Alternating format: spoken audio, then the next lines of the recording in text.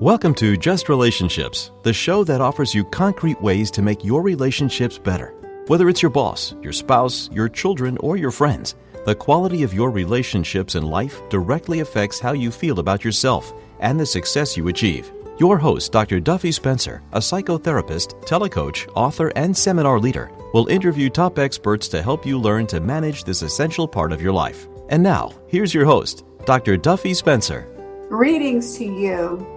If you were lucky enough to hear last week's show, you would know that I interviewed Meredith Oppenheim, who is an expert in the field of aging and did her master's thesis, her MBA from Harvard, and on aging, on particularly how to help older people reach their full potential. And I know Meredith because I have become a member of her organization, Vitality Society, and we'll give you just a little review of that in case you didn't hear last week's show. So, welcome back, Meredith. Thank you, Dr. Duffy. Thank you for having me again. I'm so glad. I'm so glad you could come back for part two, because I knew that we could not cover everything we needed to in 28 minutes. So, and we're not going again for the next 28 minutes. But just so you don't have to repeat yourself so much, Vitality Society is a membership organization that meets on Zoom. And I joined it initially because my friend, neighbor, colleague, Peggy Brill, who is a brilliant physical therapist, told me that she was giving classes through it. And she's not just she's not just a physical therapist, she's an author, a couple of best-selling books. And I knew she really knew her stuff, and I have lower back problems, so I'm always all ears with this sort of thing. So not only did I take Peggy's class, but my goodness, I learned all about all the other classes that were available for very inexpensively over a month for unlimited classes. And we have like 2 or 3 classes a day. So I am in clover. I am so happy, Meredith. I'm so happy to know you and really getting to know you as a person because of how you express yourself. And you know, the thing about Zoom is once you get used to it, it really is a very good substitute for being in person. So it's okay. I find it very pleasant and certainly extraordinarily convenient. Yes. So did you want to say anything else about founding it? Because before we go into your master's thesis, A New Paradigm of Aging and Basic Qualities of Healthy Adults, and then what you added to the literature, to the body of knowledge. Yes. So whatever you'd like to say yourself about Vitality Society, that would be wonderful in case people didn't hear last week's. Great. Thank you, Dr. Duffy. So I saw my dad in his early 70s be diagnosed with 2 rare blood diseases and 2 blood cancers, and it was devastating to see someone you love so much be so sick. And the toll it took on my mom as his caregiver. So I had to worry about my father's physical well-being and my mother's mental well-being. And I stepped away from that as someone who's been committed to the health and longevity of older people since I was in high school, so for 31 years now. And I said, I've got to figure out a way to make this better. And I had that aha moment where I really need to channel my passion and my compassion and my desire to keep this older generation well. It's what they want and deserve. It's what younger generations cherish, to have older people around. And as a country and the economy, it is going to become so costly if we don't really figure out a model for self-care. And I believe that self-care is the most powerful form of healthcare. So I set out after 20 years working in the senior housing industry, overseeing billions of dollars of real estate all over the country and most recently the whole East Coast. And seeing how the oldest of the old were cared for in these communities is quite beautiful and wonderful. And the industry is extraordinary at what it does, particularly now, and the heroic acts taking care of older people at this really critical time where they can become so sick, as can the staff. So I salute the industry and what we've done. But what we haven't done is successfully appeal to the younger generation of older people. Yes, there are two generations now. Yes. That's right. And so the industry would really appeal to people right now, mid-80s and older. But the largest population of seniors are coming of age, the boomers, who every phase of life that has come before, they have changed and disrupted the way business, schooling, everything has been done. Yes. So I saw it as a huge opportunity to be a catalyst of change, allow myself to help these older people, this new and next generation of older people, tap into their potential and become the most vital and vibrant that they can be as long as possible. So we know that exercise adds exercise adds years to life. And we know that engagement adds life to years. And we at Vitality Society try to do something special and extraordinary to make every day beneficial and impactful. Very, very well put. And in studies of Americans, adults in general, engagement is a major factor of happiness.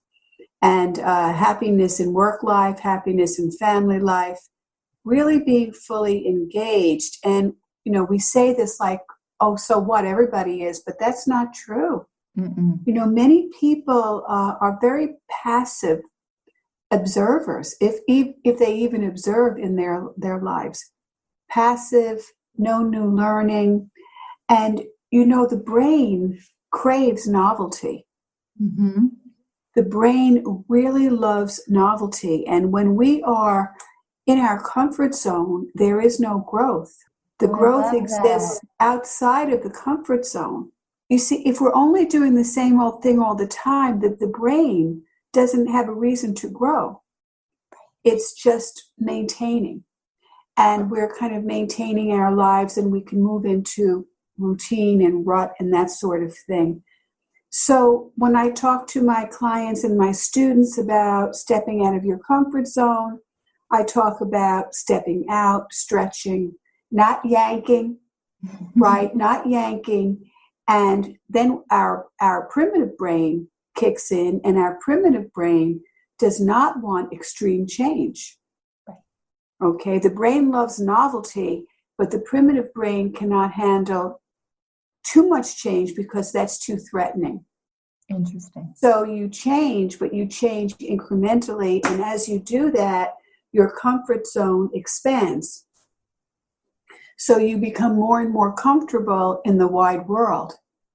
So, that's exactly what we do, because that's we have exactly, a signature system and all of our instructors where we really want to provide sufficient support, but also the optimal challenge, right? Yes. So can you do this? If you can, great. If this is an option, you might want to explore that.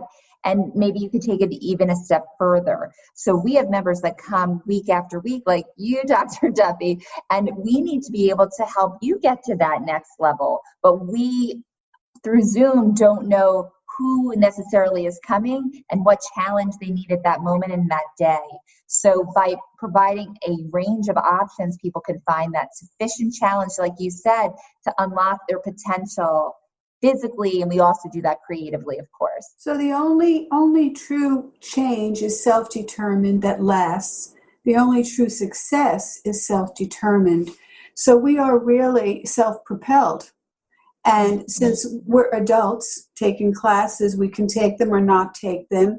And you have guided all of your instructors to give several options to every move, exercise move, with no shame, right? Wherever you are is where you are. And this is what you can do if you want it to be harder. This makes it a little easier. Don't raise your head. Raise your head if you want to. That sort of thing. So that's the thing, the incremental learning, stretching out of your comfort zone. And if people say, yes, that makes a lot of sense to step out of your comfort zone, yet we don't wake up in the morning and say, oh, I can't wait to be uncomfortable today so I can grow. It's hard, it's intimidating. But yet when you're a young child, and I have one of those, I have a 9.5-year-old, I dropped her off at circus camp, and I pick her up, and she said, I loved going to the ceiling on the silks and walking on the tightrope, and the embracing the challenge. Everything's a novelty, and they're striving and craving for that. And like you said, that doesn't change in life. Yeah. And they don't have a built-in sense of judgment. That's right. If you fall, you don't say, uh-oh, I don't want to embarrass myself. I think I'm going to crawl for the rest of my life. Right? You just get up. You don't think about it because you're too interested in and eager in learning. So I think this is a model for everyone. And I will say that Ashley Montague, the anthropologist who I had the distinct pleasure of knowing, talked about juvenile characteristics in adults. Mm-hmm. That healthy adults are childlike, not childish, not the brats, okay, but childlike. And here we have that term, rejuvenate. What does that mean? Rejuvenate. To be young, to be juvenile again, to stay young. And what Montague said is the number one characteristic of youth is playing. Playing. And that's how they learn. Play comes first. So tell us about your new paradigm of aging, what you know about the healthiest, optimal people, and even what you added to the literature. Sure. So after working with older people for 3 decades, Dr. Duffy, I'm still a student of this myself. And we can't go into this next generation of older people with preconceived notions of the way it was or may continue to be. That I set out to discover the answers, because AARP, which is such a phenomenal advocacy organization, and the senior housing industry, which is extraordinary in its own right, we haven't, as an industry and professionals serving older people, solved what does this next generation really need and want. So I spent about 18 months. I did 5 focus groups that I led and an online survey with Cornell, which is my undergrad alma mater, to try to answer the question, what is this younger generation value most, need, want, truly just to get smarter and become more prepared to launch a platform such as this. And so I distilled these findings down to 8 principles that have guided our work from the start. And it really begins with B. Be the best version of yourself. Define a pathway to positivity, purpose, and pleasure. So we start there, and then we talk about do. So there's a very well-known gerontologist who had patients that would come to her who were really not feeling physically or mentally all that well. And she would write on her prescription pad one word, and it was purpose, and she would rip it off. She would say to these patients, find something to do. And every book says the same thing, Dr. Duffy. But what's hard about that is actually navigating what to do and being inspired to do it. So we focus on, in the fall, this will be a big emphasis of ours, the idea of like going back to school. But the idea is, what can you do? What can you do that will allow you to continue to feel relevant and leave a legacy, whether it be paid work or volunteer work? What can you do to be purposeful? And then the third is ed. We believe every phase of life, it's critical to keep learning. And the idea is learning can come in many ways and shapes and forms, but we on our platform, for example, physical fitness, we have many classes. Then we introduce this whole enrichment program, so around art and music and now writing. And so the idea is there's no limit to what you can learn, and there's such a great opportunity to learn. And we want people to be lifelong learners to keep themselves engaged and their minds very sharp. And then another principle, which is a little bit laughable right now, but the question I always ask, if you had more time and money, what would you do? And consistently, it was go. That's the principle, G-O. And the idea of go is to travel. When people have more time and money, particularly at this stage of life, they want to go. And so what we did was did a virtual travel program with a world-renowned architect to travel the world and see all these extraordinary projects. But we did it from the comforts of people's home and with the convenience of Zoom. And then the fifth principle is ha. And you had said that before. We want our members to continue to have fun. This is a generation that really wants to enjoy life, especially while they can, while they have more time, often a little bit more resources to do so. And so the idea of the ha is making it joyful and wonderful so people can continue to have fun. And we do that with the next principle, hi, H-I. So the idea is the later in life, and Dr. Duffy, you're probably an expert in this, but later in life, keep it very simple, the social circle that people have tends to contract. Because if you had family living with you, i.e. children, they're out of the house. They have their own lives. You might have friends and family that have moved away or passed away. So later in life, there is this tendency for your social circle to contract, where frankly, it's the time most critical for it to expand. So you feel supported and connected. So this idea of building engagement into what we do on Vitality Society is just critical and pivotal to the success of our members, to feel like they're part of something that's inviting and warm and comforting to them. And then the seventh one is OM. So to have peace of mind, to remain mindful and peaceful, because truly, these we may be faced with unprecedented times and generally unprecedented circumstances, and you have to have a strong, peaceful foundation to prevail through those circumstances, which we're all faced with, which is a great segue to the last one, which gets the most laughs, is OI. O-Y. Every principle is 2 letters. And OI is to recognize that at every stage of life, especially this stage of life, you will have worries and concerns around health and wealth.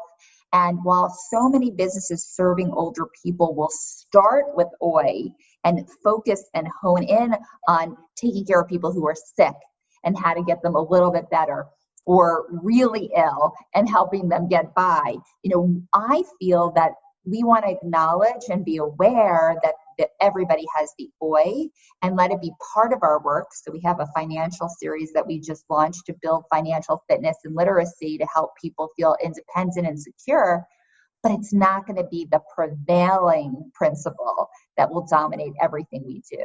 So we really want to keep people well and physically secure, but on the other hand, we don't let it dominate our days and our thoughts and our actions on the platform. Wow. So the OI factor, which is bad things happen, right? Bad things happen to good, look where we are now. People. Who would have thunk it, right? That we could have had such an incredible curveball. Who would have ever imagined it? Even though, the documentary was a rather long time ago, 15, 20 years, that a pandemic not only may come, it will come. It's just a matter of when. I just never watched any of those movies, Dr. Duffy, because they terrified me. I know. I don't like sci-fi, but now we're living through a sci-fi movie. And this was a documentary. It wasn't a movie. I know what you mean about the pandemic movies. Absolutely. So I just want everyone to know, in case you are interested, which I hope you are, that this is Dr. Duffy Spencer, We are WHPC 90.3 FM. And look, my show is Just Relationships, and I am interviewing Meredith Oppenheim, who is the founder and CEO of Vitality Society, which is, I'm a member of, a very happy, loyal member. And what makes me a happy and loyal member is that for a very inexpensive cost, you have unlimited classes throughout the month, and we're looking at 2 and 3 a day. And I am able to schedule my counseling clients around the Vitality Society schedule, so I'm able to attend most of the classes. And I have really been so happy with getting my body stronger and learning about things and doing artwork and learning about people, getting to know people. So Vitality Society, Meredith Oppenheim. And so let me just go over this, Meredith. The idea is to be, right, the 8 principles of aging, or new paradigm of aging. What is the 8 principles of what? I refer to it as the new paradigm on aging. Okay, the new, right. Okay, so to be the best version of yourself is where we start. Yeah. Right, where we start, and to do something that is purposeful. And a long time ago, I learned, you want to get old and you want to be happy getting old, have a cause. Have a cause. So having a cause, having a purpose, and then learn, right? And we are lifelong learners if we're lucky, and people can learn until the last minute of their life, and then go, right? To expand yourself, to travel, to meet and greet and see all parts of the world. And then you said pop, meaning having fun. What did you say? Oh, you said, I thought you see, that's why it's good to have fun. Like I love it. In our Qigong Tai Chi class, he had us laughing like that. I think Dr. Duffy, were in that class where we all started to giggle and then giggle more and giggle because we're giggling. Laughing yoga, all of it, the laughing Tai Chi. So, I'm so glad I clarified that. So have fun, and make sure that you have, we now have more time and resources, hopefully, as we get older, and to set aside some time for fun and joy. And then everything is 2 letters. So the next is high, okay, to expand instead of contract one's social circle, which is what happens. People move away. We are a very mobile society. People move away, people die, our children become adults and are launched and leave us. So the empty nest stage can become very full. We can just gather all new feathers and really enjoy meeting new people. And as we talked about, the brain loves novelty, and that's how we learn. And it makes life so much more interesting. And then the Om. And that is, I'm reading that as spiritual, the spiritual realm. Could you just talk a little bit more about that for a moment? Sure. Yeah. So the Om, these are very turbulent, uncertain times. And we launched January 2020 prior to any awareness or understanding of what COVID was or could be.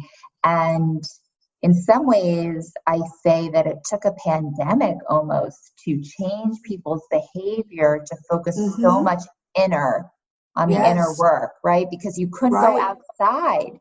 So if you were going to be limited in the end of the winter within your house, possibly alone, 1/3 of the older people live alone, or even with your loved ones, you have to have that peace within your heart and your head to prevail, because we really worked very hard to create programs so that people felt supported by our coaches, supported by the community, supported by our concierge, and even supported by me, right? Dr. Duffy, I remember the first time you came on, there was an issue Yes. that you had with your Zoom. Yeah. And I said, not to worry. We don't know each other, but stay on later, or I'll stay with Right. you until we resolve it. And we were able to fix it. You know, we're not used to, with commercial establishments, to have any sense of basic kindness and basic presence. And that's what you have. And I was so struck. I was so upset because I had missed virtually the whole class because I couldn't get onto it. And I finally did toward the end. And that's when you met me very upset. And I said, it's okay, we'll finish the class and we'll talk afterwards. And the calmness, the pacing, just totally lowered my blood pressure. And I can really imagine for a lot of older people that are not comfortable with technology. There's a lot of tech stress today. We're on a very short learning curve. And it's very hard. And the only way that we can really connect, besides our families, is through technology. You know, phone call, and now we can. When the weather is warmer, we can go out. And when the weather is colder, if we can't meet indoors, that's a whole other story. So that tech stress. Because yes. Our concierge works very hard with our members to preempt the uncertainty and anxiety, right? So every morning at 9 o'clock, we send out the message, here are the links for the day. And that's just one of 4 ways that you can get the link. Yes. Right? So there's various different ways, but this is like the last reminder, and then we do it an hour before every class. So that's a 5th time. So we have so many systems and processes in place. And I'm proud to say there are days that go by that we don't hear from anybody, and we're serving close to 1,200 members.